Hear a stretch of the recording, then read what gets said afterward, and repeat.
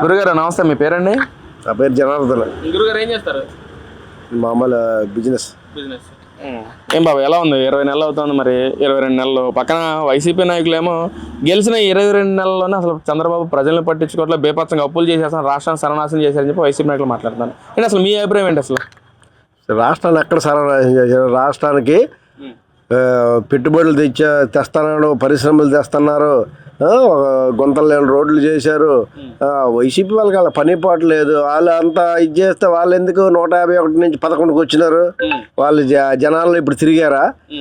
వాళ్ళు ఏదేదో ప్రగల్భాలు పలుకుతున్నారు అంతే తప్ప వాళ్ళు చేసిందంతా ఏది 3 రాజధానులు తిరిగినారు, ఏమీ లేదు. ఒక్క పరిశ్రమ కూడా తేలేదు. వాళ్ళు చంద్రబాబుని మాట్లాడడం ఏంటి? అది విడ్డూరంగా ఉంది. అది అసలు మంగళవారం వస్తే చాలు కేంద్రం దగ్గరికి వెళ్ళి చంద్రబాబు చేతులు చాపుతున్నాడు, అసలు రాష్ట్రాన్ని అప్పులు లేకుండా నడపలేకపోతున్నాడు చంద్రబాబు అంటున్నారు. మరి అవునా? నువ్వు ఉన్నప్పుడు ఎన్ని అప్పులు చేసావో అప్పులన్నీ పూడ్చాలా? మాట్లాడి ఒక ఇంట్లో ఒక సంసారం, ఒక యజమాని ఒకరు జాబ్ చేసి ఒక సంసారాన్ని నడపడానికి ఇబ్బంది పడతారు. అలా రాష్ట్ర ప్రజలు నువ్వు ఎన్నో 2 లక్షల కోట్లు అప్పు చేశాను, అప్పు చేసి పడాను, గుమ్ములో పడాను. ఆ గుంతల నుంచి ఒక్కొక్క గుంతకు పూడ్చుకుంటూ వస్తే ఇచ్చేస్తాడు. ఎవరికి ఏం లోటు చేశాడు? 1వ తారీఖు రాకముందే ఆదివారం 1వ తారీఖు అయితే 30వ తారీఖున పెన్షన్లు ఇచ్చేస్తాను ఇంటికి వెళ్ళి. ఇంకా అంతకంటే ఇంకా ఏం చేస్తారు? ఎంతమంది కళ్ళలో ఆనందం, అది చాలా ఆనందిస్తారు. అదే నువ్వు డబ్బులు పెన్షన్ ఇవ్వడానికి 1వ తారీఖున కొంతమందికి ఇచ్చి 10వ తారీఖున కొంతమందికి ఇచ్చి అలాగే చేసాడు. ఇప్పుడు నీకు ఏమి లోటు చేశాడు? ఏమి లోటు చేయలేదు. వీళ్ళు ఏదో చెప్తుంటారు. అది ఏడ్చిన వాళ్ళు ఏడడం తప్ప ఏమి లేదు. అంటే కేంద్రం తీసుకొచ్చిన అప్పులు కూడా కూటమి ప్రభుత్వం దోచుకో అన్న కాన్సెప్ట్తో వ్యవహరిస్తుంది, కానీ ప్రజల గురించి ఆలోచించే తత్వం తండ్రి కొడుకులకు కానీ ఇటు జనసేన అధినేత పవన్ కళ్యాణ్ ముగ్గురికి లేదని చెప్పి అంటా ఉన్నారు. మరి ఇంటికి చేయలేదు పవన్ కళ్యాణ్. ప్రతి పల్లెటూరులో ఏ కరెంట్ లేకపోయినా, రోడ్డు లేకపోయినా పవన్ కళ్యాణ్ మంచి చేస్తున్నారు. ఇప్పుడు కేంద్రం అంటే మన రాష్ట్రంకి రావాల్సింది అడుగుతాను వెళ్ళి.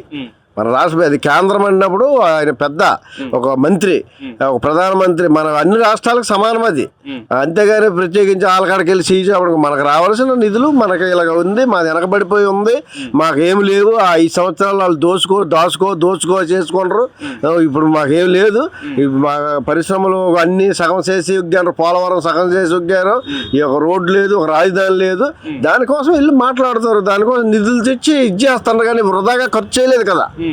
ఇప్పుడు పవన్ కళ్యాణ్ కానీ లోకేష్ బాబు వెళ్ళారు. పవన్ కళ్యాణ్ వాళ్ళ పరిశ్రమలు లోకేష్ బాబు ఉండబట్టే కొన్ని పరిశ్రమలు కొన్ని వేల మందికి జీవనోపాధి. ఈరోజు ఒక డిఎస్సి వేసాడు. డిఎస్సి 5 సంవత్సరాలు వాళ్ళు ఏదైనా చేశాడా?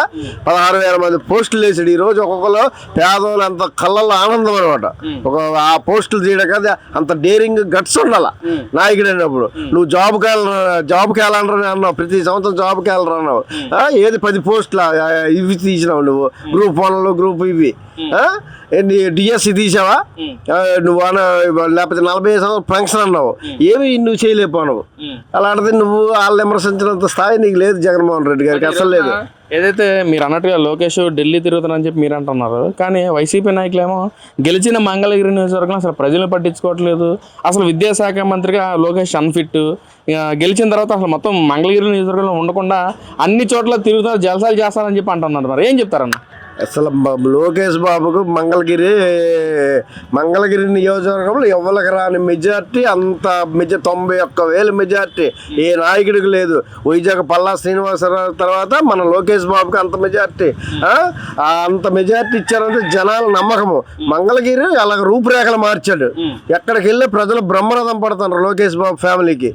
ప్రతి దీనికి ఇది చేస్తాను. ఒక స్టేడియం ఏం చేయలేదని అందరూ వాళ్ళు ఏడుస్తారు, అంత తప్ప ఏం లేదు. ఇప్పుడు ప్రతిపక్షముడు వాడు బాగుపోయి చేసి ఆడి మీద ఏడుపు తప్ప ఏమి ఉండదు.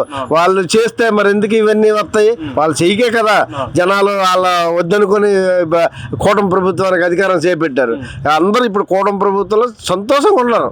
20 నెలలు అయ్యింది, ఇంకా 3 సంవత్సరాలు ఉంది. ఇంకా మహా అద్భుతాలు జరుగుతాయి, చేస్తారు కూడా. మరి ఏదైతే 20 నెలలు అంటా ఉన్నారు. మరి ఒక పక్కన జగన్మోహన్ రెడ్డి గారి కానీ ఎమ్మెల్యేలు అందరూ కూడా లిక్కర్ స్కామ్ కానీ, తీగలాగితే దొంగకాయలున్నట్టుగా లిక్కర్ స్కామ్ ఒకటి, తిరుమల తిరుపతి దేవస్థానం విషయం కానీ, ఇటు మద్యం కుంభకోణం కానీ, ఇసుక కుంభకోణం కానీ మొత్తం బయటకు వస్తున్న తరుణంలో జగన్మోహన్ అంటే వైసీపీ పార్టీ అధినేత జగన్మోహన్ రెడ్డి దాని ఎందుకు ఖండించకుండా ప్రెస్ మీట్ పెట్టుకుని ఎందుకని ఉంటున్నారు అనుకోవచ్చు. మొదటి దొంగ జగన్మోహన్ రెడ్డి. మరి దొంగ వీళ్ళందరూ వచ్చే సొమ్మల్లా కూడా జగన్ తాడేపల్లి ప్యాలెస్కి వెళ్ళేవి. ఒక మద్యంలో డిజిటల్ పేమెంట్ లేకుండా నీకు అమౌంటే తీసుకున్నారంతా. ఆ అమౌంట్ వల్ల ఎక్కడికి వెళ్ళింది?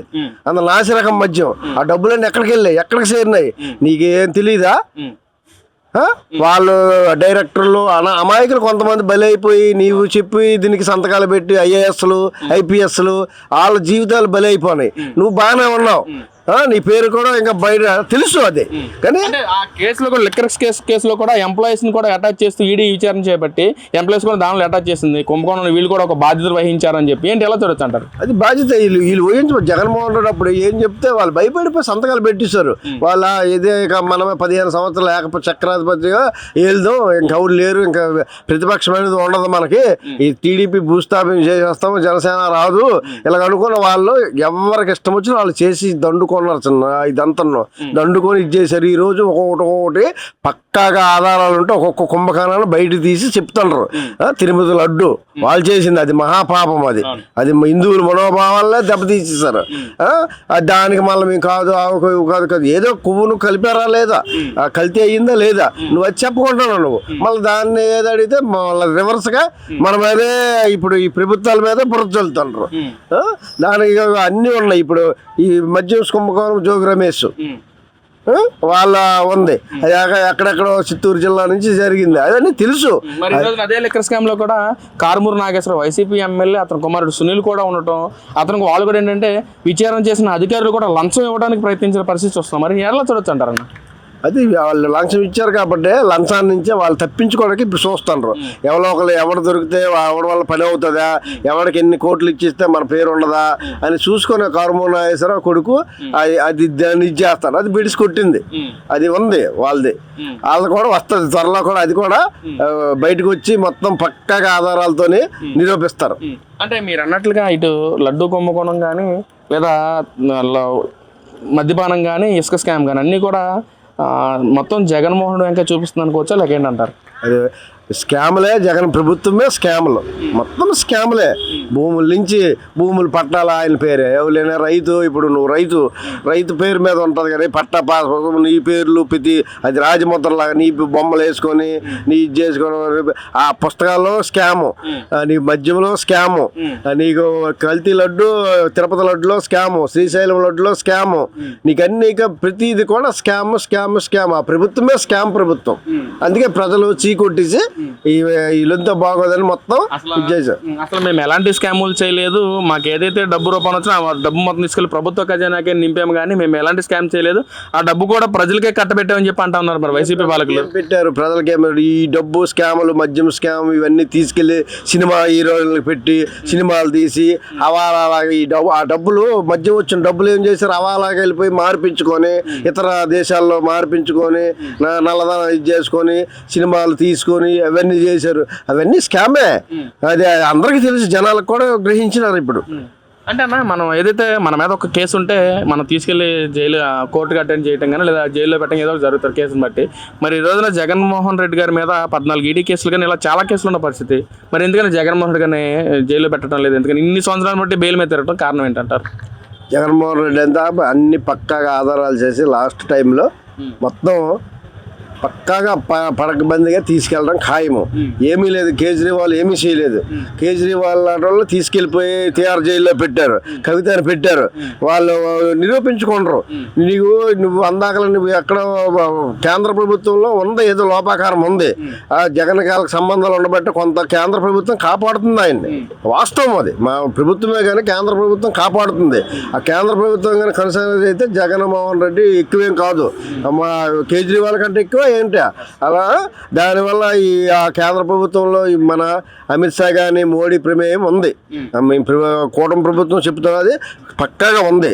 అందువల్ల జగన్మోహన్ రెడ్డి అక్కడ డబ్బులు ఇచ్చి మేనేజ్ చేసుకొని తిరుగుతాడు తప్ప ఇంకేం లేదు. అది బిడిసి కొట్టితే ఎన్ని సంవత్సరాలు ఉంటారనేది ఎవరికి అంతుపట్టదు.